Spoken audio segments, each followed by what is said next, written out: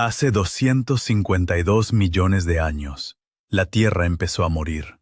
No de golpe, no por algo que cayó del cielo. Desde adentro, los volcanes de lo que hoy es Siberia comenzaron a erupcionar. Y no pararon. Durante 1 millón de años, 1 millón de años de lava, ceniza y gases tóxicos. Lo que vino después fue lo más cercano a la muerte total que este planeta ha experimentado. El 96% de las especies marinas, alrededor del 70% de las terrestres, desaparecieron. No en un día, no en un año, en miles de años de agonía lenta. Y esto que estás a punto de conocer, debería preocuparte. Porque el mecanismo que casi destruyó la vida en la Tierra no ha desaparecido. El esmilodón desapareció al final de la era de hielo. Pero la Tierra ya había sobrevivido a algo peor, mucho peor. 250 millones de años antes, el planeta estuvo a punto de quedarse sin nada vivo. El evento se llama la extinción del Pérmico Triásico. Los paleontólogos lo llaman la Gran Mortandad. Y todo empezó con un trozo de la corteza terrestre que se rompió. Las trampas de Siberia. No son volcanes como los que imaginas, conos con cráteres que erupcionan y se calman. Son fisuras, grietas en la corteza terrestre de cientos de kilómetros de largo. Y de esas grietas salió lava basáltica, no de forma explosiva, sino continua. Un flujo constante que cubrió un área del tamaño de Europa Occidental, más de 2 millones de kilómetros cuadrados de basalto, capa sobre capa, durante 1 millón de años. La lava en sí no fue lo que mató a casi todo. Fue lo que la lava liberó. Pero lo peor no fueron los volcanes. Fue lo que despertaron debajo del océano. Las erupciones inyectaron cantidades masivas de dióxido de carbono a la atmósfera. Los cálculos sugieren que los niveles de CO2 se multiplicaron por 10 o incluso 20 respecto a los niveles preerupción. El planeta se calentó. Rápido. Pero el calentamiento inicial fue solo el primer dominó. Y aquí es donde se pone interesante, porque lo que siguió fue un mecanismo en cascada que parece diseñado para destruir la vida. Primer paso, el CO2 calentó la atmósfera y los océanos. Segundo paso, los océanos calientes liberaron metano, cantidades enormes de metano atrapado en los sedimentos del fondo marino como hidratos de metano. El metano es un gas de efecto invernadero aproximadamente 80 veces más potente que el CO2 a corto plazo. Tercer paso, más calor. Mucho más calor. La temperatura media global subió entre 8 y 10 grados centígrados. Los trópicos se volvieron inhabitables. Cuarto paso, los océanos calientes perdieron la capacidad de retener oxígeno disuelto. El agua caliente retiene menos oxígeno que la fría. Los océanos empezaron a asfixiarse. Quinto paso. En un océano sin oxígeno, las bacterias anaeróbicas proliferaron. Estas bacterias producen ácido sulfídrico, un gas tóxico que huele a huevos podridos. El ácido sulfídrico se acumuló en los océanos y empezó a filtrarse a la atmósfera. Mató la capa de ozono. Sin ozono, la radiación ultravioleta bombardeó la superficie terrestre. Las plantas murieron. Los animales terrestres murieron. Esto no fue un evento, fue un sistema de muerte que se retroalimentaba.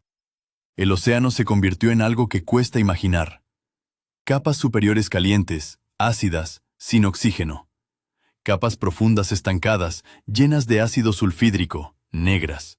Sin corrientes que mezclaran las aguas. Los arrecifes de coral desaparecieron. No los dañó algo, simplemente se disolvieron en agua ácida. Los trilobites, que habían sobrevivido durante 300 millones de años, que habían atravesado docenas de crisis, desaparecieron para siempre. Los braquiópodos, los crinoideos, los fusulínidos, grupos enteros que habían dominado los océanos durante eras geológicas. Borrados. No por un impacto instantáneo, sino por la lenta degradación de cada condición que necesitaban para vivir. Es como si alguien hubiera ido apagando los interruptores uno por uno. Temperatura, oxígeno, pH, ozono. Uno por uno, durante miles de años, hasta que no quedó nada encendido. En tierra no fue mejor. El ácido sulfídrico que se filtraba desde los océanos destruyó la capa de ozono. Sin ozono, la radiación ultravioleta alcanzaba la superficie sin filtrar. Las plantas, la base de toda cadena alimentaria terrestre, empezaron a morir. No todas de golpe, pero las más expuestas, las que necesitaban más luz directa, colapsaron primero. Sin plantas, los herbívoros perdieron alimento. Sin herbívoros, los depredadores desaparecieron. Se han encontrado esporas fósiles de hongos de esta época en cantidades masivas, cantidades que solo se explican si había materia orgánica muerta en todas partes. Los hongos proliferaron porque había cadáveres y madera muerta cubriendo continentes enteros. Es una imagen perturbadora, un mundo donde los bosques se pudren de pie, donde los ríos arrastran troncos caídos por miles de kilómetros, donde el aire huele a azufre y los únicos organismos que prosperan son los que se alimentan de muerte.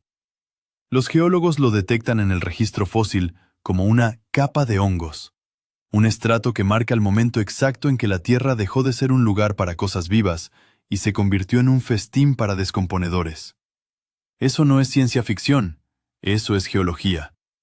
Y aquí viene la parte que nadie cuenta, porque el 4% que sobrevivió no lo hizo por ser más fuerte, lo hizo por ser más flexible. Los supervivientes compartían rasgos comunes: tolerancia a ambientes extremos, metabolismos versátiles, tamaños pequeños. Los Lystrosaurus, unos reptiles del tamaño de un cerdo, con aspecto de lagarto rechoncho, dominaron la Tierra después de la extinción. Se han encontrado fósiles de Lystrosaurus en todos los continentes del Pangea. No eran impresionantes, no eran enormes, no eran depredadores, pero podían excavar madrigueras, podían tolerar calor extremo, podían sobrevivir con vegetación escasa. Y mientras los especialistas desaparecían, los grandes, los eficientes, los perfectamente adaptados, estos animales simples, flexibles, poco especializados, heredaron un planeta vacío. Durante millones de años, los Lystrosaurus fueron prácticamente el único animal terrestre de tamaño medio en toda la Tierra. Imagina un planeta entero dominado por un solo tipo de animal del tamaño de un cerdo. Eso fue el Triásico temprano. Eso fue la resaca de la gran mortandad. La Tierra tardó unos 10 millones de años en recuperarse. 10 millones de años para que la biodiversidad volviera a niveles comparables con los previos a la extinción. Para contexto, han pasado 66 millones de años desde el asteroide que mató a los dinosaurios. 10 millones de años es una eternidad en términos geológicos. Los océanos tardaron aún más en restaurar sus ecosistemas complejos.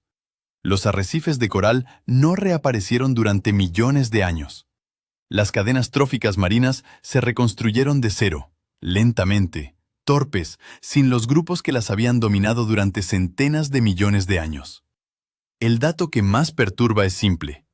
Lo que causó la extinción del Pérmico fue un aumento de CO2 que calentó el planeta entre 8 y 10 grados. El mecanismo: gases de efecto invernadero, calentamiento, liberación de metano, más calentamiento, océanos sin oxígeno, colapso de ecosistemas. Ese mecanismo no ha desaparecido. El metano sigue atrapado en los sedimentos oceánicos. El CO2 sigue siendo un gas de efecto invernadero.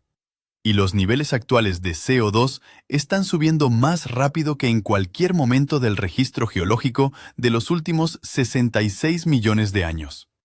Esto no es una opinión política. Son datos geoquímicos. La Tierra ya demostró una vez lo que pasa cuando los niveles de CO2 se disparan sin control. El 96%. Y la Tierra se recuperó. Tardó 10 millones de años, pero se recuperó. La pregunta no es si la Tierra sobreviviría. La Tierra siempre sobrevive. La pregunta es si nosotros estaríamos en el 4%. O en el otro 96%. La Tierra tardó millones de años en recuperarse del Pérmico. Y cuando los océanos volvieron a llenarse, algo nuevo apareció en las profundidades. Algo con un cuello de 7 metros. Y nadie sabe exactamente cómo funcionaba.